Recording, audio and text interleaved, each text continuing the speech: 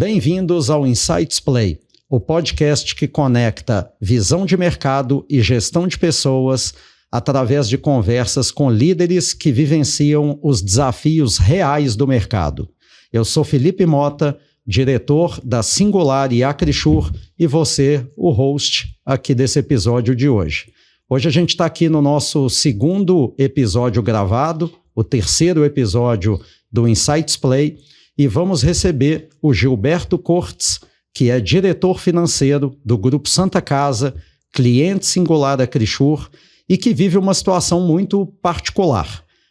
O Grupo Santa Casa está nas duas pontas do tripé de contratação e de gestão em geral em saúde, sendo ao mesmo tempo contratante de plano de saúde corporativo, mas também na posição de fornecedor enquanto credenciado dos planos de saúde. O tema de hoje tem uma conotação diferente do nosso último episódio. No nosso último episódio, falamos um pouquinho sobre a visão de líderes de RH sobre esses processos, e hoje nós vamos ter uma visão de um viés um pouquinho diferente, mas não menos importante.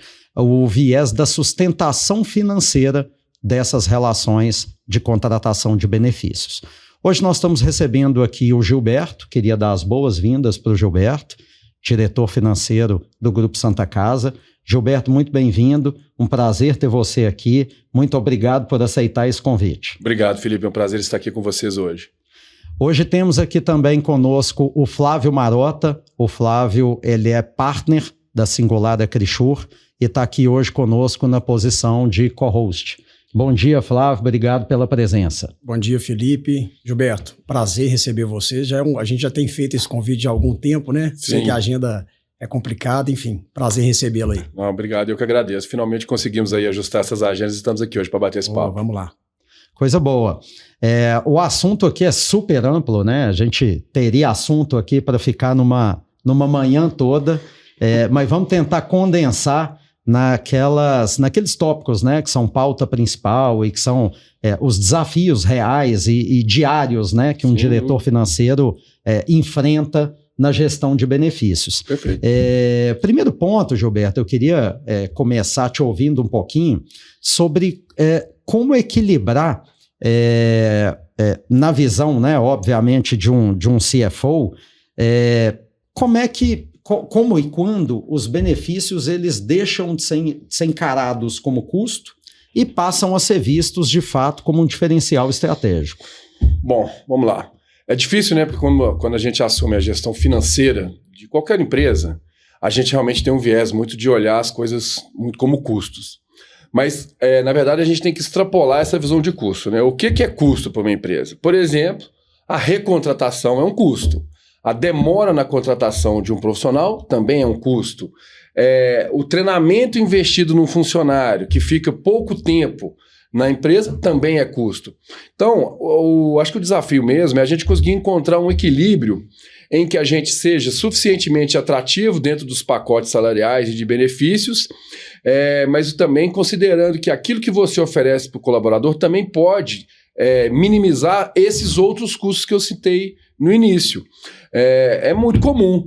A gente tem hoje na Santa Casa 6.200 colaboradores CLTs, fora um grupo enorme de colaboradores terceirizados. Mas vamos hoje ficar aqui nos seletistas, né?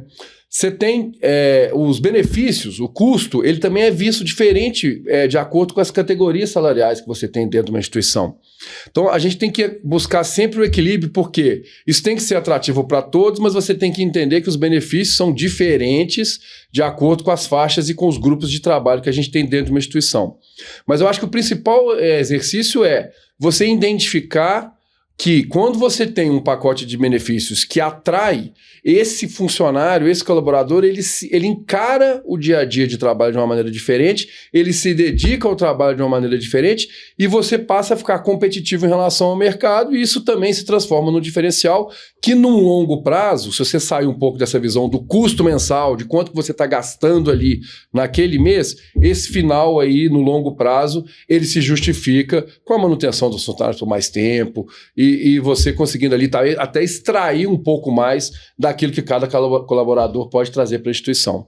Acho que é um pouco nessa linha aí que eu entendo que você sai dessa visão muito do dinheiro que você está colocando ali naquele momento para pagar e lembra que tem ali um ganho subjetivo, talvez nem tão subjetivo assim, mas um ganho que está ali por trás de um baixo turnover, de você, do mercado, por exemplo, nós estamos no mercado da saúde, das pessoas quererem trabalhar na Santa Casa, do mercado falar do que a Santa Casa tem para oferecer, e isso acaba se transformando no diferencial e facilita um pouco o nosso processo, mas o contrário também pode acontecer, né? Se você não tem uma política de benefícios que atrai, aí você vai ter essa dificuldade de poder captar gente no mercado. Felipe, a gente vê o Gilberto falando, parece que nós estamos vendo um RH conversando, né? E assim, e é uma... E não é tão simples assim, sabe, Gilberto? A gente vê um diretor financeiro com uma visão assistencial, né? De olhar do ponto de vista de percepção de valor do benefício para o colaborador, porque a conta chega na sua mesa, né? Chega. E assim, claro, a gente tem uma responsabilidade muito grande de fazer com que essa conta ela seja sustentável a longo prazo, mas ter uma visão de um diretor financeiro com uma percepção de que o benefício ele precisa levar valor para o colaborador e que de fato ele não é um custo, ele é um investimento, já é um baita diferencial, porque isso não é muito comum. A realidade é que, na maioria das vezes, a gente percebe que essas áreas elas brigam, né, de certa forma, porque a conta chega para uma e o RH tem uma visão diferente às vezes. Mas pensa comigo, chega também o custo da rescisão, chega também o custo da não produção, porque você não tem determinados colaboradores ocupando as posições. Chega os projetos que se atrasam, porque você não tem a equipe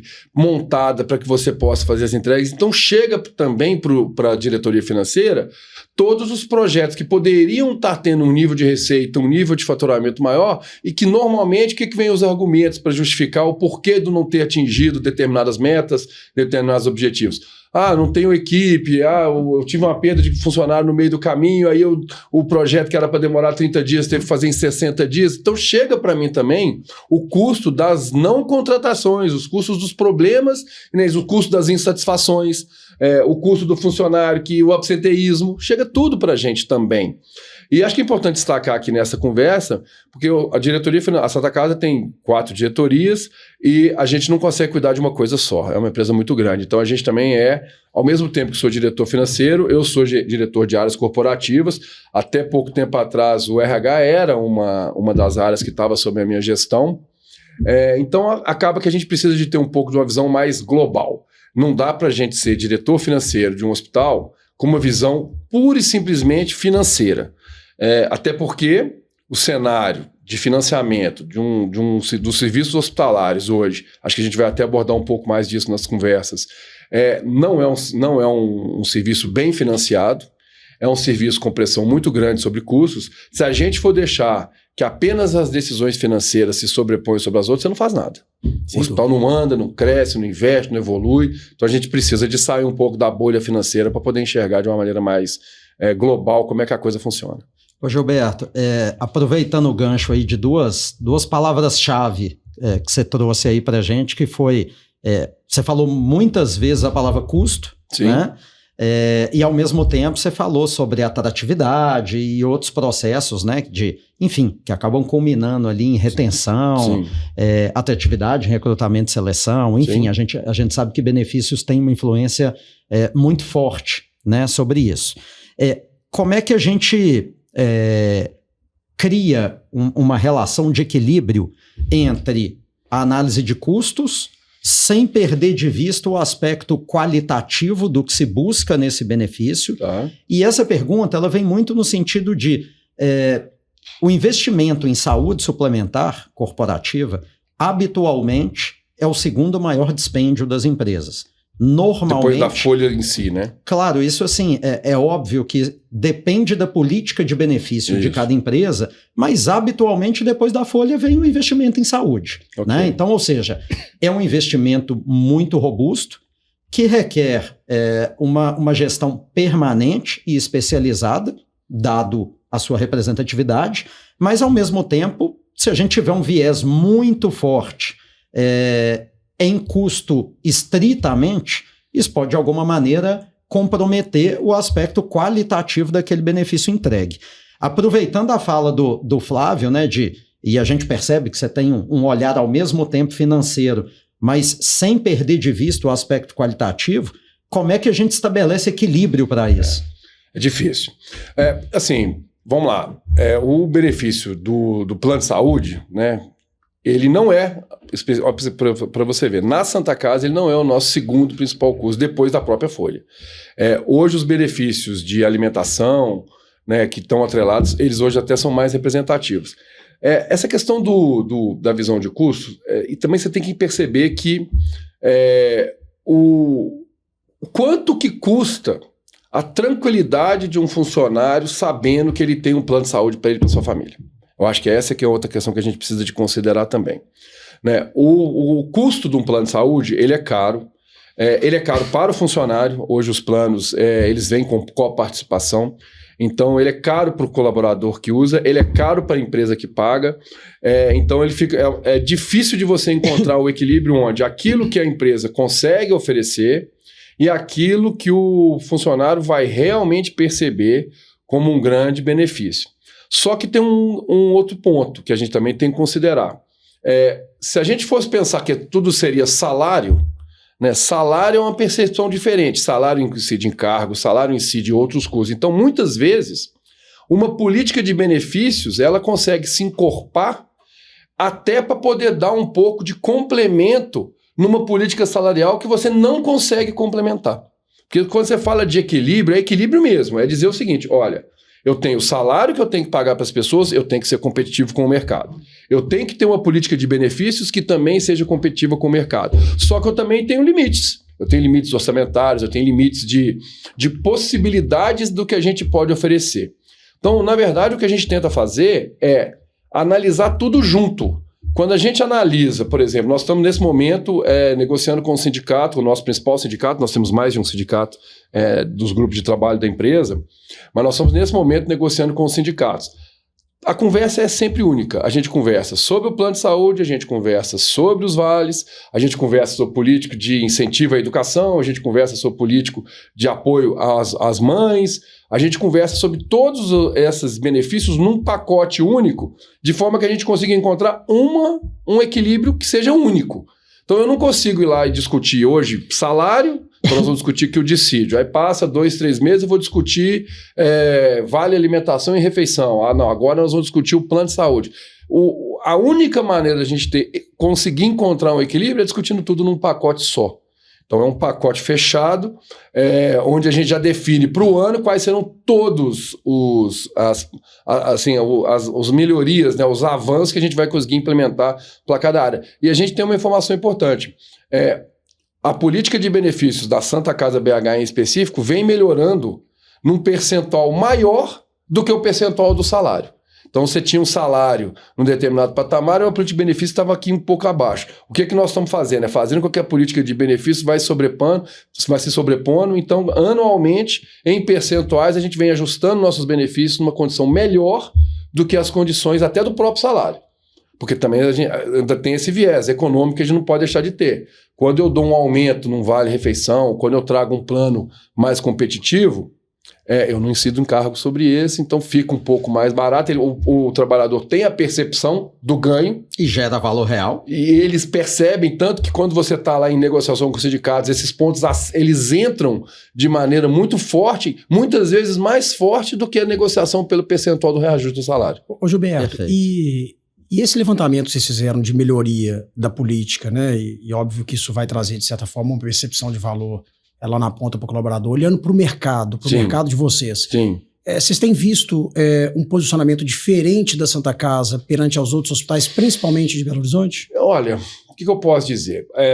Parece que a gente trabalha sempre em rede, né? Que nós somos muito próximos, mas por incrível que pareça, eu acho que a realidade de quem trabalha na área da saúde é tão cheia de desafios que a gente não tem muito tempo para olhar muito para o outro, não.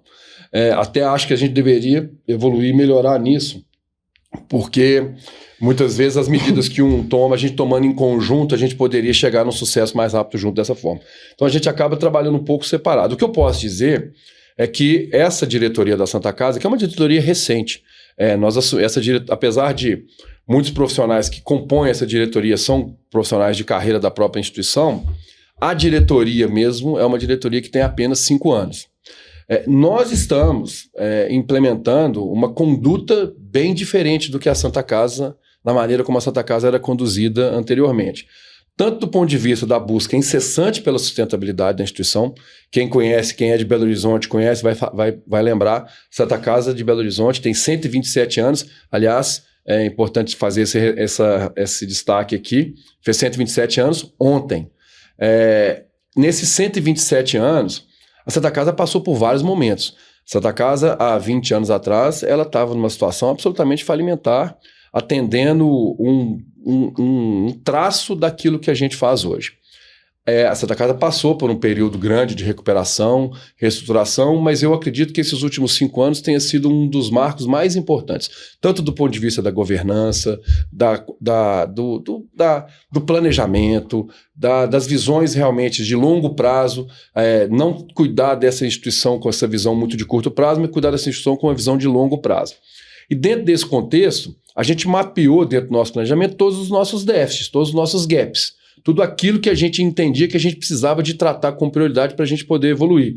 E o trabalho com a equipe, o trabalho com os nossos colaboradores, o trabalho do RH com os nossos colaboradores foi muito firme, no sentido de que a gente precisa de ser atrativos para os nossos colaboradores, para o mercado de saúde em geral, mais do que os nossos principais concorrentes, vendendo não só a causa que permeia muito do trabalho que a gente realiza lá na Santa Casa de Belo Horizonte, mas também mostrando que quem trabalha na Santa Casa de Belo Horizonte vai ter os mesmos direitos, os mesmos benefícios, as mesmas condições de trabalho e as mesmas condições estruturais para trabalhar. A gente não fala muito disso, né? Mas tem que ter estrutura de trabalho para que as pessoas possam desenvolver o seu trabalho. Não dá para um colaborador chegar e não ter uma copa. Nós estamos fazendo uma reforma de todas as copas. Não dá para o colaborador chegar na estrutura e não ter um vestiário adequado para ele trabalhar, não ter uma mesa, uma cadeira, um computador. A estrutura de trabalho também é relevante. Então a gente tenta, e aí, obviamente, na hora que a gente começa a fazer todos os movimentos, chega a hora dos benefícios, chega a hora de ter um plano de saúde de primeira linha, um plano de saúde que tenha rede credenciada, que possa realmente atender a demanda, ter um pacote de benefícios que são grandes, o pacote de benefícios é muito grande que a gente oferece. Eles não são um plano de benefício rico, de uma empresa rica, de uma empresa que pode oferecer, que chega quase a superar o salário das pessoas muitas vezes. Mas a gente conseguiu aí dar uma melhorada e a gente está no caminho, né? Vamos dizer assim, nós ainda não estamos no patamar que a gente deseja estar, mas a gente precisa de ir um ano após o outro, né? Legal. O Felipe daqui a pouquinho vai brigar com a gente, porque nós vamos entrando numa pergunta atrás da outra e não vamos... enfim. O objetivo é esse. Mas a gente percebe, ô Gilberto, como a Santa Casa é um parceiro nosso antigo, né, Felipe? Eu acho que a Santa Casa foi um dos nossos primeiros clientes. Sem dúvida alguma, o Grupo Santa Casa foi o nosso primeiro grande cliente. E engraçado, né? Nós não combinamos isso, mas estava no escopo da próxima pergunta a seguinte questão, assim, a gente observa que cada dia mais a área financeira entra mais nas negociações de renovação. Participar, acho que sempre participou, mas cada dia mais a área financeira e a área de suprimentos tem tomado a frente, tem liderado essas conversas, né? A gente tem, na Singular, a Crixura, a gente tem aqui na Grande Belo Horizonte, a gente deve ter aí quase 10 hospitais como clientes. Mas a gente percebe esse fenômeno fora do nicho clientes hospitais também, de maneira geral. E aí a pergunta que eu queria te fazer como e quando a área financeira passou a fazer parte dos desenhos e da evolução de benefícios, né? E aí deixar uma pitadinha também para o final, pegando o gancho do que o Flávio falou.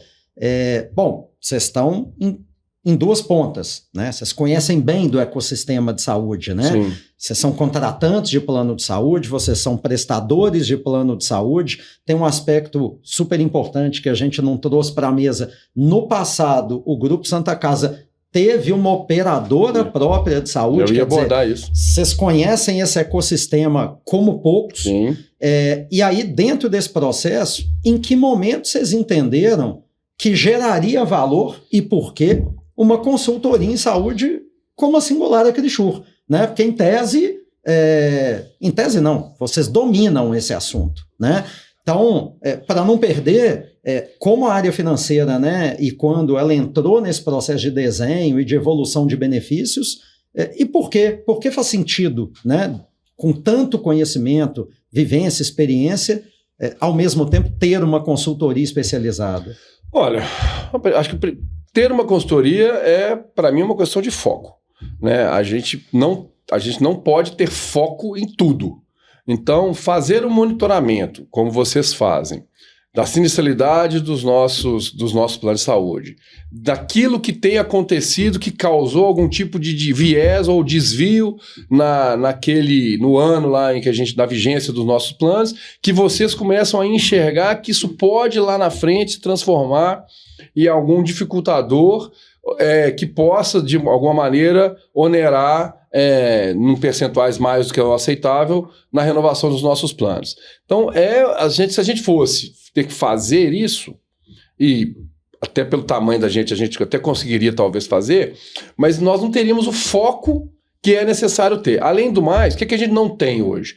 O outro lado da moeda, o lado de quem está negociando em várias frentes, conhecendo o mercado de uma maneira mais ampla e que pode trazer para a gente as informações que a gente precisa para tomada de decisão. Então, montar uma estrutura para fazer esse serviço, primeiro que custa caro e segundo, eu acho que a gente não ia conseguir nunca ter a capilaridade que uma empresa de consultoria desse serviço que vocês têm consegue ter. O que a gente tem que ter é realmente uma relação de confiança, entendendo de que vocês são a empresa que está no meio, entre o cliente, que somos nós, e o prestador de serviço, que são os operadores de plano de saúde.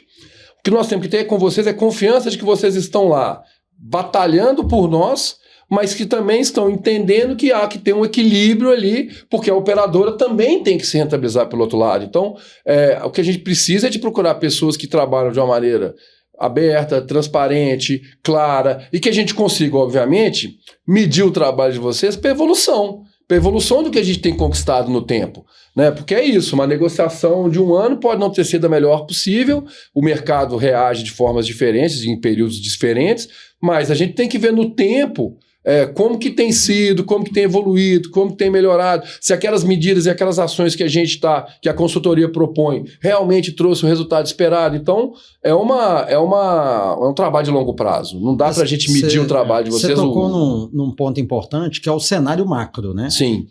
O cenário macro, eu acho que a consultoria consegue trazer uma temperatura de mercado que eu acho que é muito relevante na construção dessa estratégia. Sim. Isso porque... e a gente, obviamente, olha para o mercado, né, para os nossos clientes, é um dos nossos papéis também. Uhum. Nem sempre aquele player de mercado alternativo que foi o mais competitivo esse ano é quem vai ser competitivo no ano que vem por N fatores. Sim. Né? Tem a estratégia interna, tem o momento que a operadora vive, tem momentos que as operadoras vão para o mercado com maior apetite, tem momentos que elas retraem e são mais conservadoras e tudo bem, a gente entende também essa estratégia. E eu acho que você trouxe um ponto aí também muito interessante e importante, e eu acho que esse é um dos grandes desafios que a gente vive, né, enquanto consultoria, que é o fato de que a gente caminha numa linha muito tênue, né? Onde a gente, por óbvio, nós temos que buscar os interesses do nosso cliente, onde a Santa Casa está posicionada.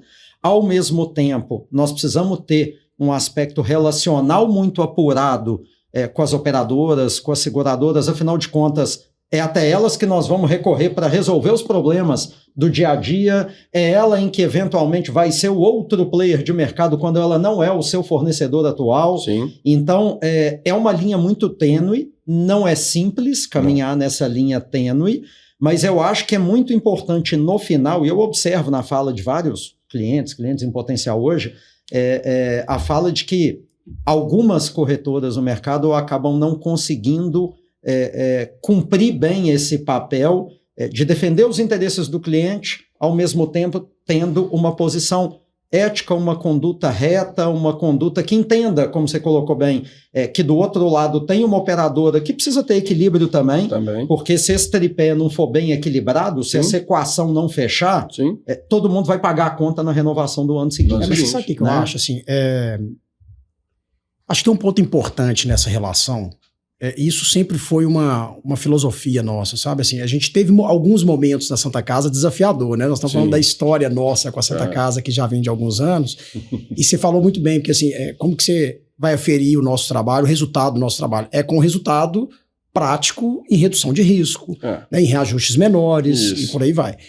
E eu acho que o grande papel nosso, Gilberto, é assumir a responsabilidade que é nossa, sabe? Esse é um ponto super importante, porque se a gente não assume a responsabilidade que é nossa, que é trazer diluição de risco, ações práticas, e que algumas das vezes elas não são tão populares, e a gente sabe que nos últimos 2 anos foi extremamente desafiador, porque a gente teve que tomar algumas decisões. Das vezes elas são até impopulares. E quando a gente trouxe algumas decisões para ser, algumas ações para serem discutidas lá atrás, a gente teve alguma dificuldade para provar, porque de fato elas não eram populares, mas a gente tinha convicção que isso poderia trazer de alguma forma resultado prático. E isso, na verdade, é assumir a responsabilidade que é nossa, porque a consultoria ela precisa assumir esse papel. Porque pro bem ou pro mal, quando você tem um contrato desequilibrado, parte dessa responsabilidade ela é nossa. Né? E quando você tem um contrato equilibrado, parte dessa responsabilidade também é nossa, né? Porque a gente está lá para propor essas ações e para que vocês tomem decisões, às vezes, não tão populares. Então, assim, eu acho que o grande papel nosso, Felipe, eu acho que o segredo é esse, sabe? A gente assumir a responsabilidade que, de fato, é da consultoria. E isso a gente pode perceber na prática que poucas fazem, né? Acho que a gente fugiu um pouco do protocolo. A gente fugiu um pouco aqui do foco central, mas eu acho que foi importante, porque, de fato, é um aspecto, assim... É um ponto, né? Quer dizer, e essa questão da impopularidade, a gente precisa de falar um pouco, né? Assim, um produto, plano de saúde, né? Ele tem que ser usado no momento que ele realmente precisa ser usado. Os excessos precisam ser combatidos. Não é para isso que existe o plano de saúde. As pessoas olham de maneira muito negativa pela coparticipação, mas a coparticipação é como se fosse a franquia num seguro de automóvel. Você tem que ter uma participação no risco, porque senão você vai abusar do uso do risco. Ele é compartilhado. Ele é compartilhado. Então, é impopular? É impopular, mas ele é necessário. Você tem que entender, olha, eu estou protegido, eu estou segurado, então se algo de grave acontecer comigo e com meus familiares que são dependentes do plano, eu estou protegido. Agora, isso significa que eu posso abusar da utilização disso e causar um desequilíbrio maior? Não, você tem que utilizar quando você realmente precisa. Ô, Gilberto, e a gente percebe que isso é um processo de amadurecimento da própria... A gente está falando aqui do tanto que a Santa Casa mudou nos últimos anos. Eu acho que tem até um marco, a gente fala muito sobre isso, foi aquele reposicionamento de marca. Sim. Né, e a gente teve a oportunidade lá atrás de participar na íntegra e foi realmente, para a gente percebe o tanto que, da visão do RH, né, sob o ponto de vista... de olhar para benefício como parte do negócio da empresa, Sim. o tanto que a Santa Casa amadureceu com esse tempo. E assim, é um elogio que a gente está fazendo, porque eu te confesso que isso facilita o nosso trabalho do lado de cá. Né? A gente tem uma empresa com uma visão institucional, Sim. olhando para benefício como parte do negócio dela, é óbvio que isso para a gente tem um peso significativo, porque facilita o nosso trabalho. Né? E aí, Gilberto, aproveitando tudo isso que você colocou agora há pouco, a gente estava falando, né, dessa participação em todas as pontas praticamente, né, do ecossistema de saúde.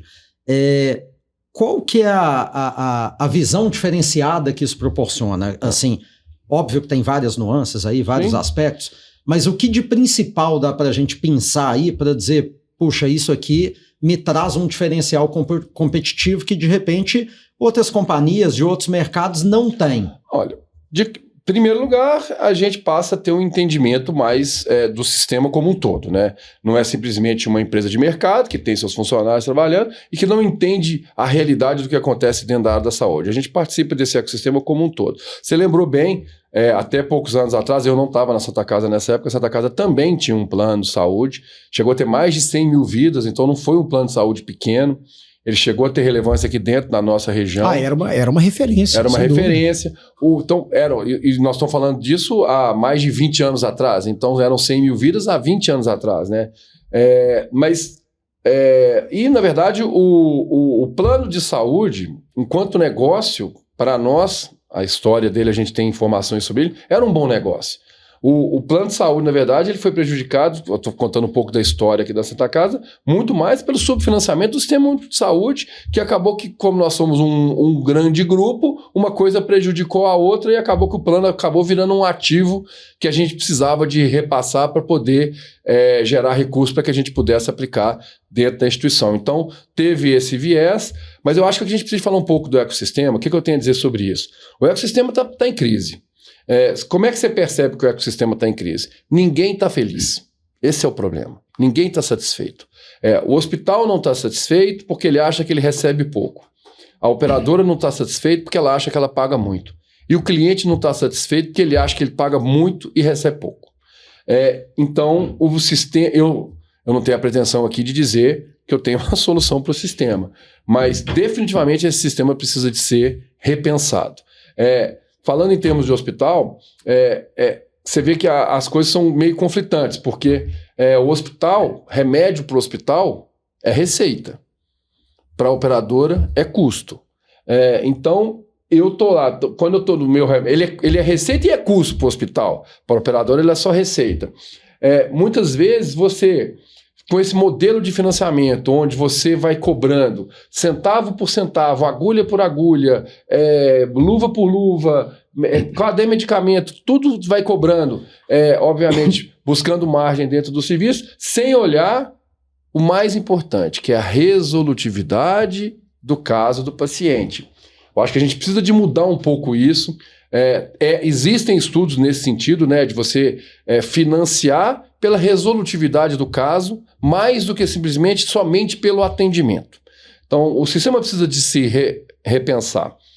E existe aí um sério problema, porque como a gente se coloca, muitas vezes, em lados opostos, o interesse de um é conflitante com o interesse do outro, a gente não consegue dialogar de maneira... a construir algo em conjunto que possa ser uma solução para esse sistema lá na frente. E o que a gente tem percebido é o fortalecimento do Sistema Único de Saúde. Isso é o que a gente tem percebido, que aí eu também tenho essa visão. O Hospital Santa Casa hoje, ele é o maior hospital 100% SUS em internações do Brasil. Ninguém sabe disso, nós estamos aqui em Belo Horizonte, ninguém sabe o tamanho do serviço que é feito dentro da Santa Casa de BH. Gilberto, uma vez vocês trouxeram um dado para a gente que me impressionou muito, e eu sei que você vai ter isso de cabeça, mas eu acho que é muito legal de trazer isso para quem não conhece, e eu confesso que eu não conhecia quando me disseram. Sim. Quantas pessoas transitam dentro da Santa Casa por dia? Algo em torno de 15 mil pessoas por dia. É um absurdo, né? É muito maior que muita cidade.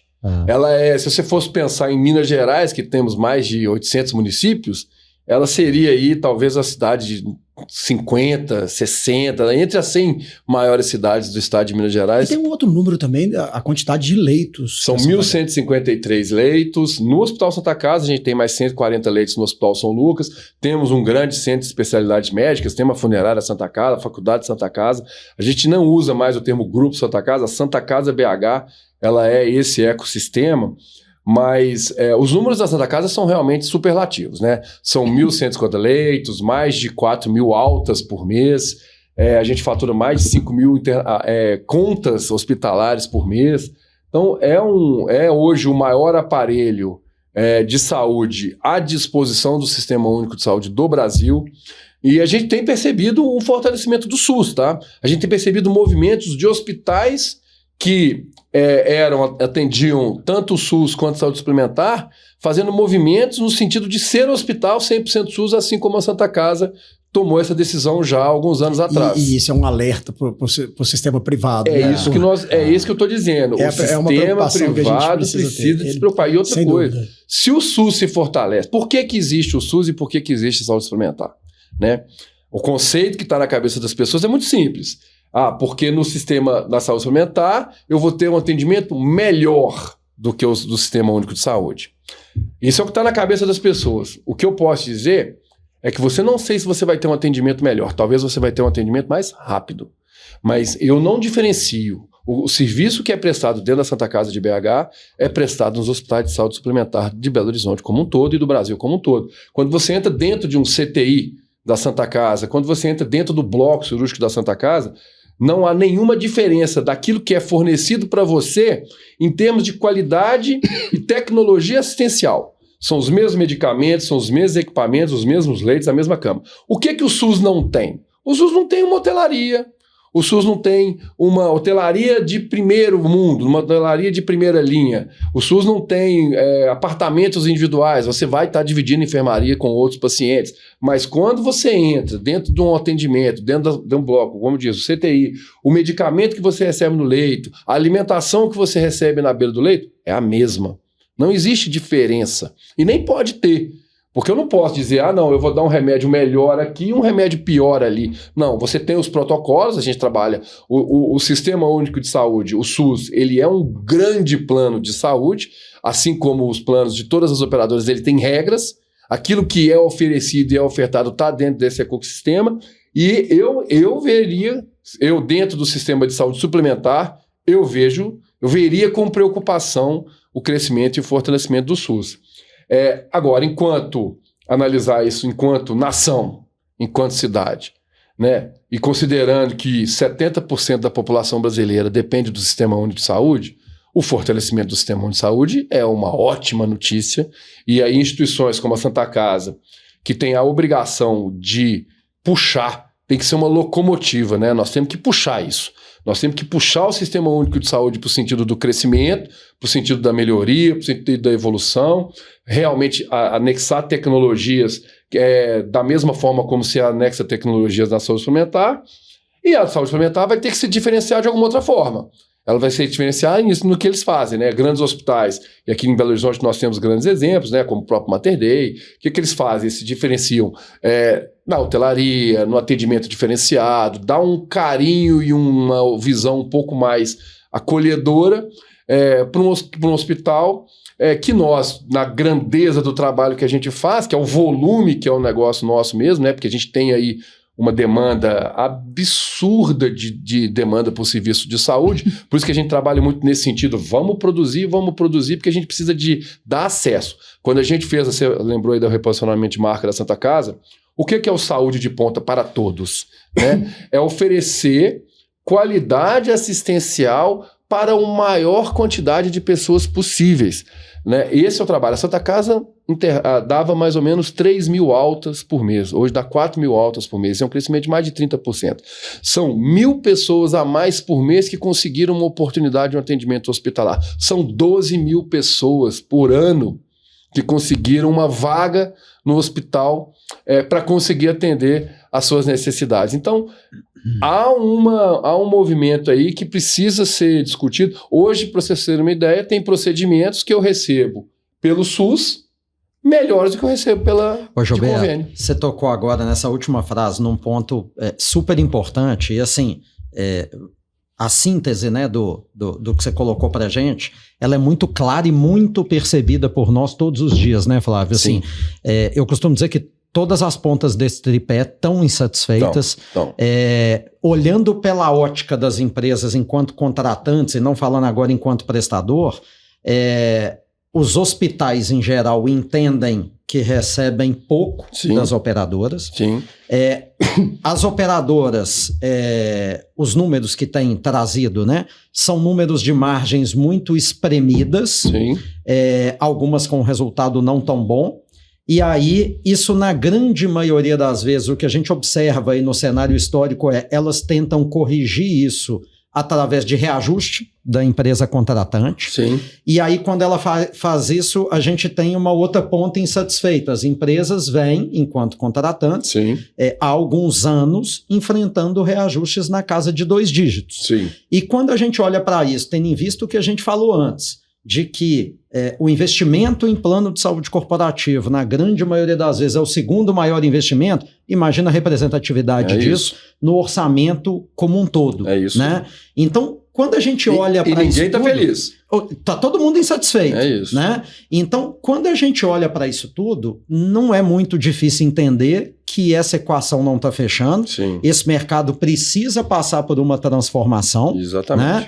Né? E aí eu queria entender e te ouvir um pouquinho assim. Nós estamos num mercado muito pressionado por eficiência, um mercado que precisa de novas iniciativas para encontrar um equilíbrio entre qualidade assistencial e sustentabilidade econômica. Sim. Mas aí a pergunta de $1 milhão é, como é que faz isso? Né? Como a gente participa... Olha, eu todo ano participo. Existe uma solução disruptiva, existem projetos. Agora nós vamos ver uma resposta do diretor financeiro. Vai sair dele Não, existem muitos projetos e muitas ideias. A visão de RH. Existem muitos projetos e muitas ideias na discussão de como que esse ecossistema precisa de ser reestruturado. Porque é isso que você disse mesmo. As empresas... Vamos tentar. As conjunturas são maiores do que o que a gente está dizendo aqui agora, né?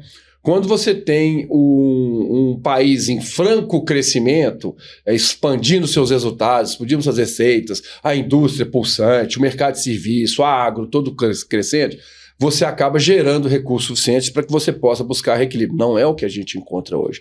Está todo mundo apertado.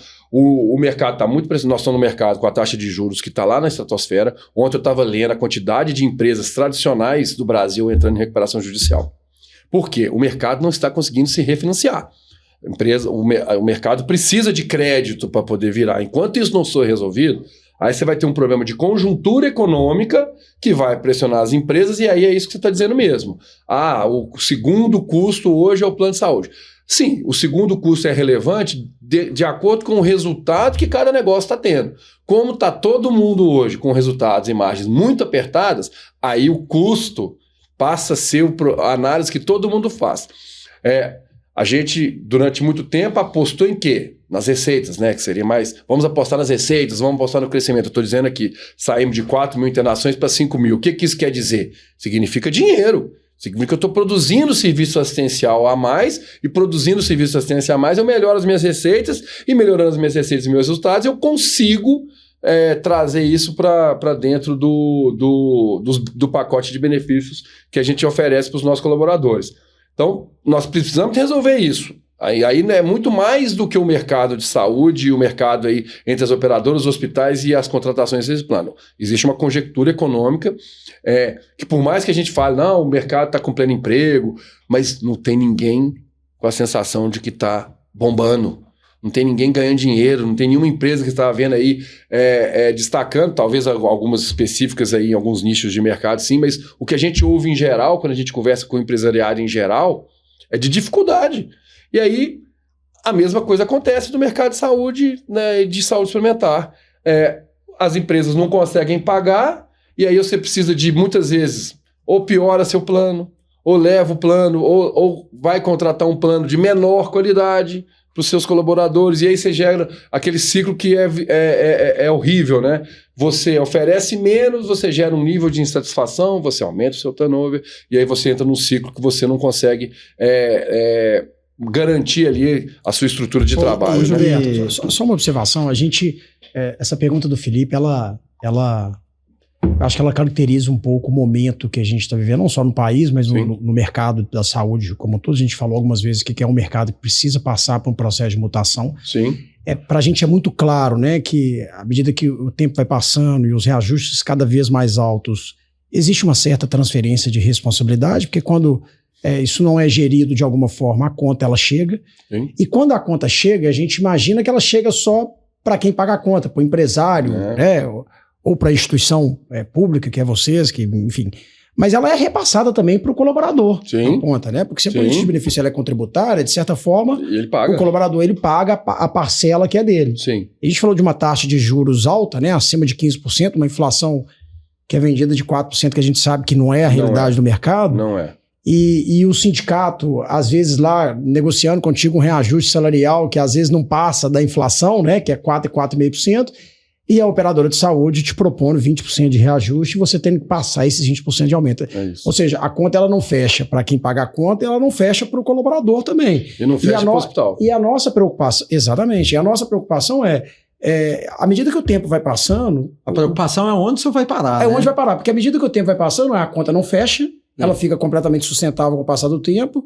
E o mais importante, que é o colaborador ter o benefício do ponto de vista de percepção de valor e valorizar o benefício, vai chegar uma hora que ele fica insustentável e o cara vai acabar saindo do plano de saúde inevitavelmente, porque o plano de saúde vai começar a consumir parte... E como nós temos o Sistema Único de Saúde à disposição, isso acontece. A pessoa, não, eu tenho o SUS. Exato. Eu vou pro SUS. Eu vou depender do SUS. Porque o SUS, ele te atende. Eu falo isso, assim, o caminho... Ô, Gilberto, a gente pode entender, então, pela sua fala, que não que o sistema público seja uma ameaça ao sistema suplementar, é que devido à ineficiência do sistema suplementar também, existe uma migração de público... Eu não tenho dados para dizer que há uma migração de público. O que eu tenho dados para te dizer é que hospitais tradicionais de Belo Horizonte, que trabalhavam com o sistema híbrido, né? Passaram alguns casos, como a Santa Casa fez essa opção de ser hospitais 100% SUS. Sim. Aí é o hospital, olha para você ver. Isso é um grande indicador. É o hospital entendendo o SUS como um negócio melhor do que a saúde suplementar. Então, esse movimento aconteceu. Alguns hospitais que atendiam fez esse movimento. Então, quando para o hospital passa a ser o SUS um negócio melhor do que o da saúde suplementar, e, em teoria... a saúde suplementar ela é vendida como algo superior ao Sistema Único de Saúde, então ele não poderia ser para o hospital um negócio pior.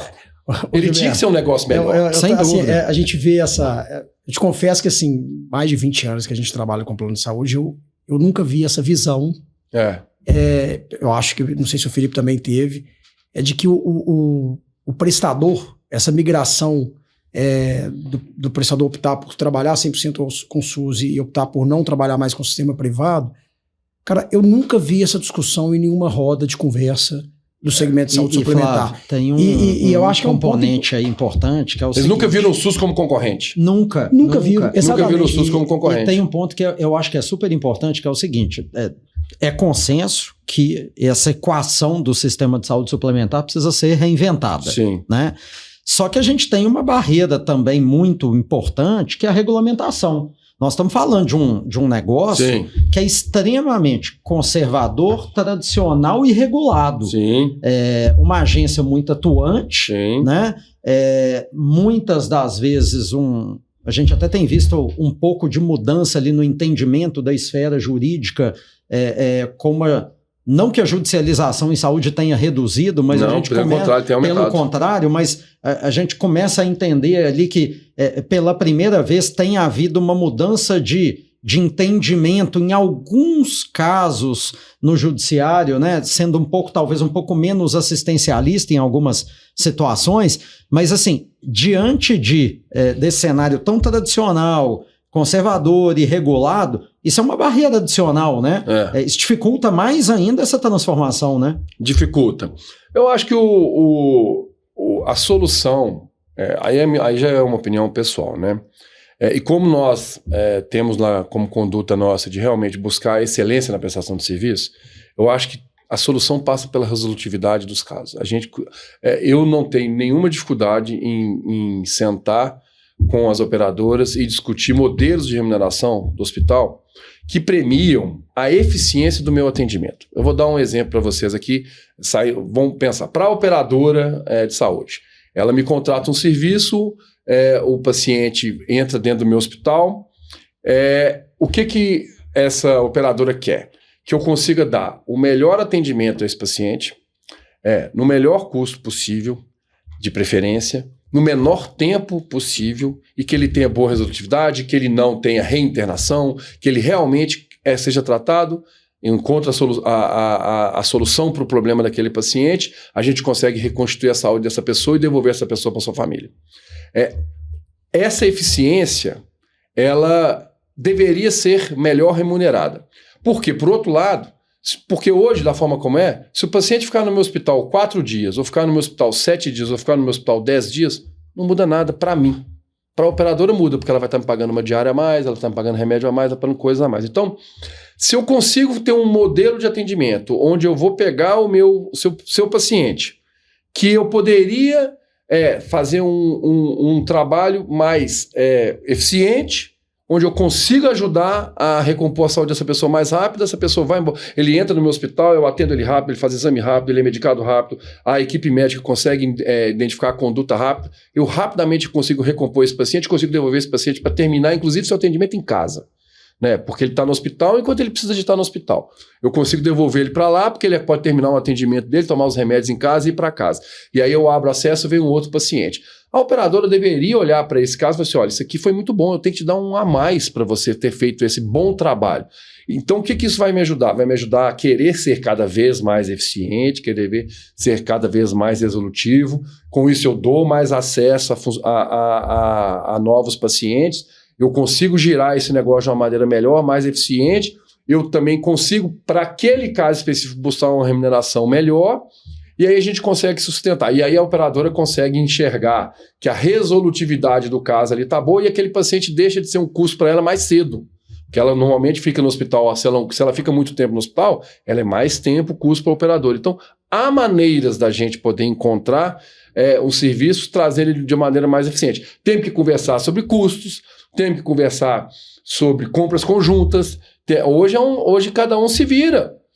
Eu não converso com a Unimed sobre como que eu compro o meu medicamento. Eu não converso com a CEMIG ou com o Bradesco Saúde ou com a Sul América como que é a questão das compras dos insumos que a gente tem dentro da nossa instituição. As compras que a gente faz de maneira conjunta são muito restritas a algumas linhas de OPME, linhas que são insumos para utilizar em cirurgia dos pacientes. Então, há maneiras da gente poder construir alternativas juntos para que a gente possa buscar um reequilíbrio dessa estrutura. O difícil é realmente sentar todo mundo com esse viés de construção junto. Você falou aí de ser muito regulado. O papel da ANS é Agência Nacional de Saúde.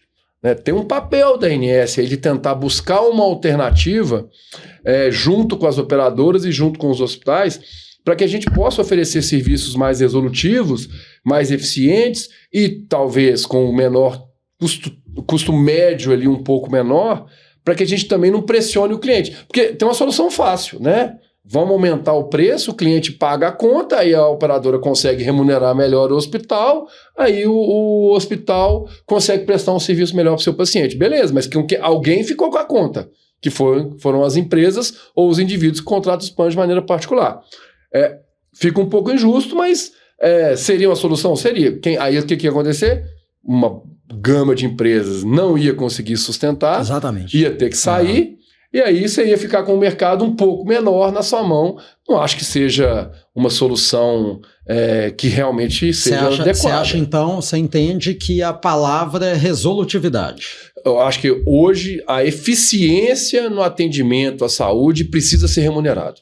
Vou dar um exemplo. Óbvio, mas não é uma realidade, né? Não é uma realidade, precisa ser rediscutido. Eu vou dar um exemplo para vocês, não quero que vocês me entendam mal, mas pensa só. Nessa linha, eu faço uma cirurgia no paciente que a cirurgia deu certo e o paciente ficou mais 10 dias internado no meu hospital, e aí a receita da cirurgia é muito positiva, a receita das diárias de internação nem tanto. Então, o que acontece? Pensando na saúde como um negócio. A gente não pode pensar na saúde como um negócio porque nós estamos falando de vidas, né? São pessoas que estão ali. Mas como negócio, como é que funciona? A pessoa entra, eu faço uma cirurgia. Eu tenho uma bela de uma remuneração pelo procedimento cirúrgico. Se esse paciente vem a óbito, eu recebo o procedimento cirúrgico do mesmo jeito. O paciente vem a óbito. Eu deixei de ter o custo das diárias de internação que piorariam o resultado dessa conta. Eu posso ter um sistema onde é melhor o paciente vir a óbito do que ele se salvar? Não faz sentido. Não faz o menor sentido. Isso tem que ser corrigido. A resolutividade do caso tem que ser premiada. Tem que ser remunerada. A gente entendeu o tema resolutividade também, né, Flávio, internamente durante um período importante. Aí eu queria te contextualizar o seguinte: a grande maioria das consultorias, das corretoras, até um determinado ponto, até um determinado período, elas iam até o momento, algumas, boa parte delas ainda vão, até o momento de explicar para o cliente por que ele teve um pico de sinistralidade. Ok. Né?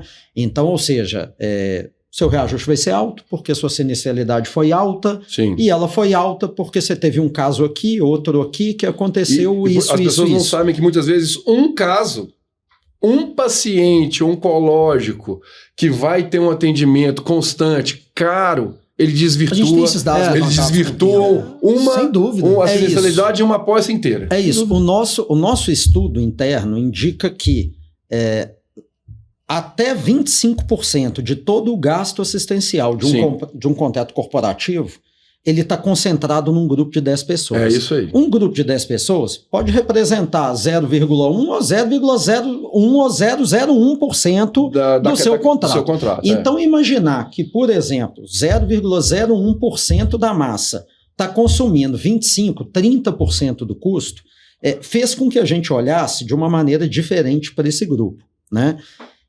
E por que eu estou contando essa história? Porque aí a gente entrou na resolutividade. Sim. Nós temos uma estrutura, uma ferramenta de gerenciamento de custo, né, Flávio, interna, onde a gente busca acomodar e organizar o plano de tratamento desse beneficiário, pautando não no prestador de menor custo, mas no de melhor resolutividade. Uhum. Porque a gente... e engraçado que a gente já teve alguns clientes que sinalizaram assim: puxa, mas vocês estão me direcionando e me recomendando que eu siga o tratamento nesse prestador. Esse prestador não é caro, né?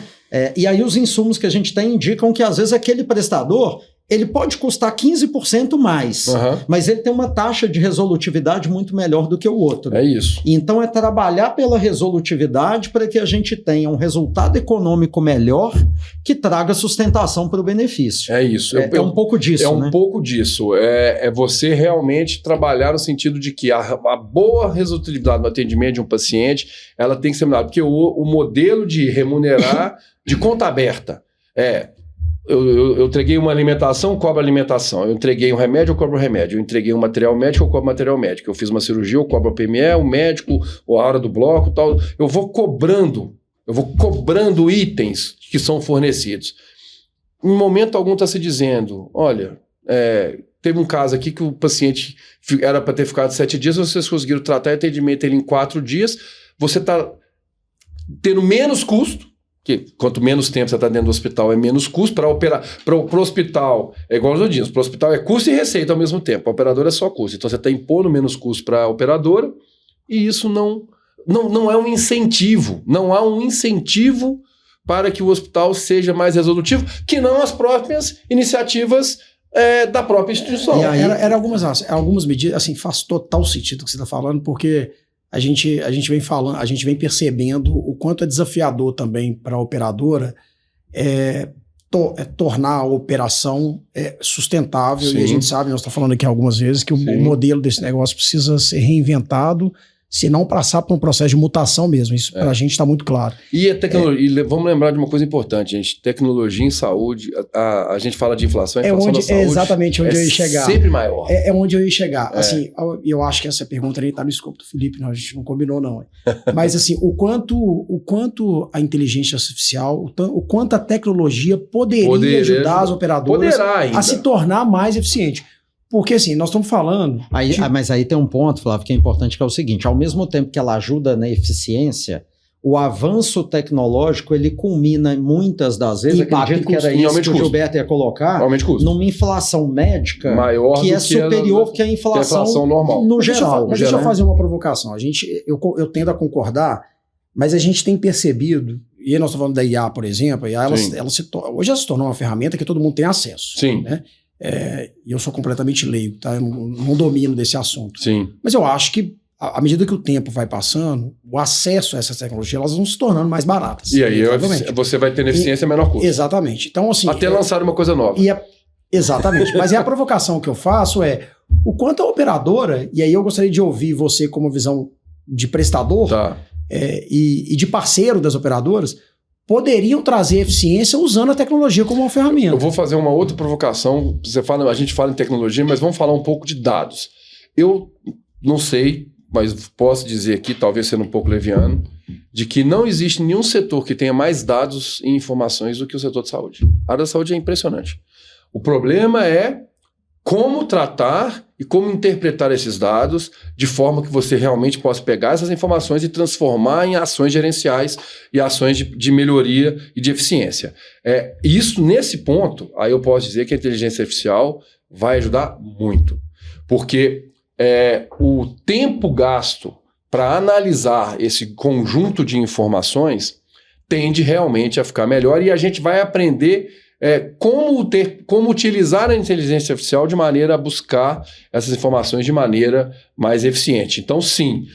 Mas quando eu falo de novas, a gente fala muito de inteligência artificial, mas eu falo muito de crescimento de tecnologias, né?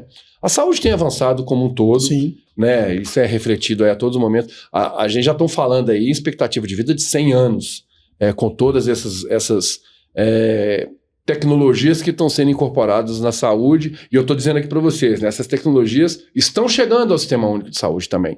Né? Eles chegavam antes, era somente na saúde suplementar, que tinha capacidade de financiamento para isso, isso tem mudado um pouco.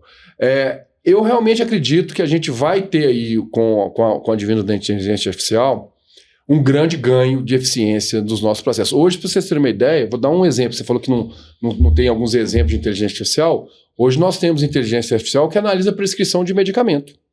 A gente tem lá, como eu disse, 1.300 pacientes sendo atendidos todos os dias. Não existe paciente no hospital que não está tomando remédio. Todo mundo está tomando remédio.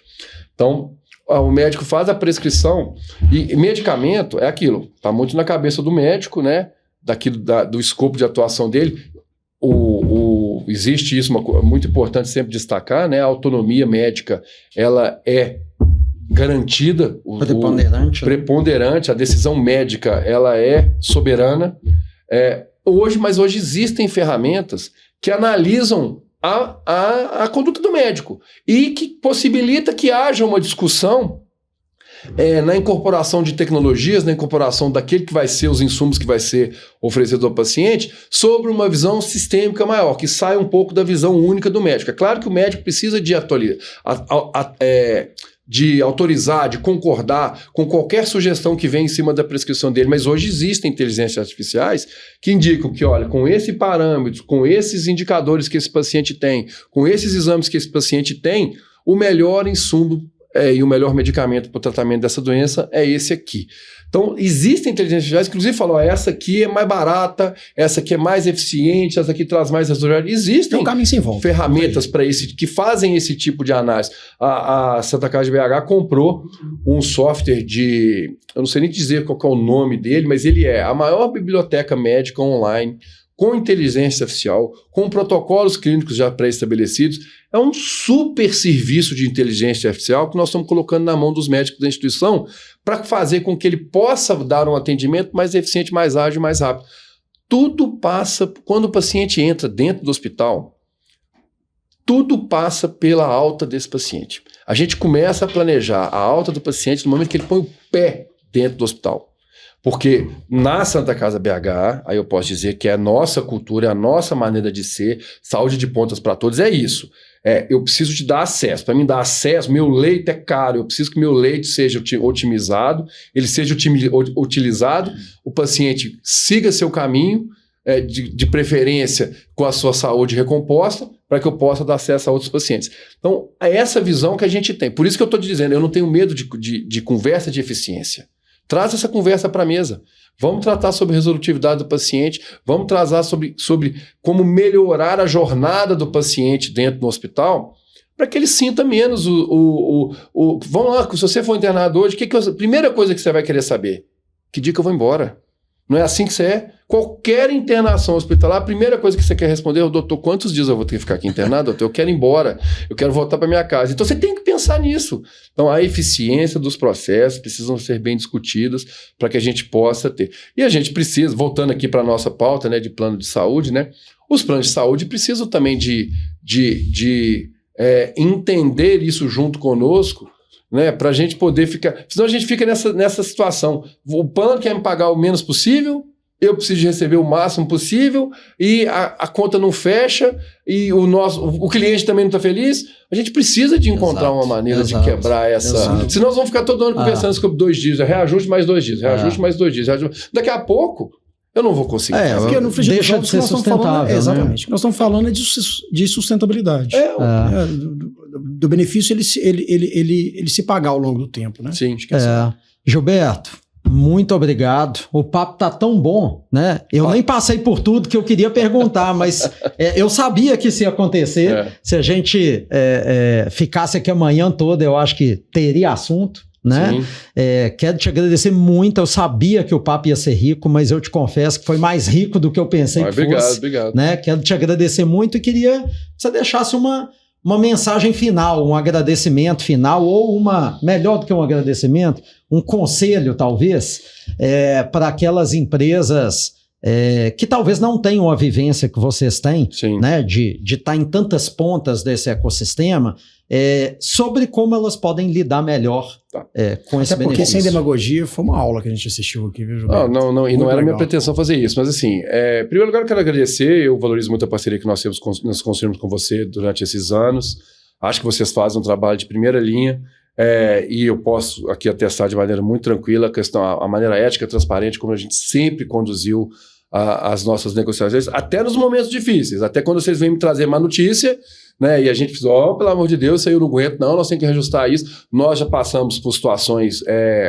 fortes, né? Nós trocamos operadoras de saúde mais de uma vez, toda mudança é muito traumática, né? O colaborador acaba que ele, querendo ou não, ele se acostuma com a operadora que o atende, então acho que é importante isso. Acho que eu queria deixar aqui um recado, né? É importante dizer isso, nós não existe e não pode existir rivalidade dentro das instituições no trato e na relação com os nossos colaboradores.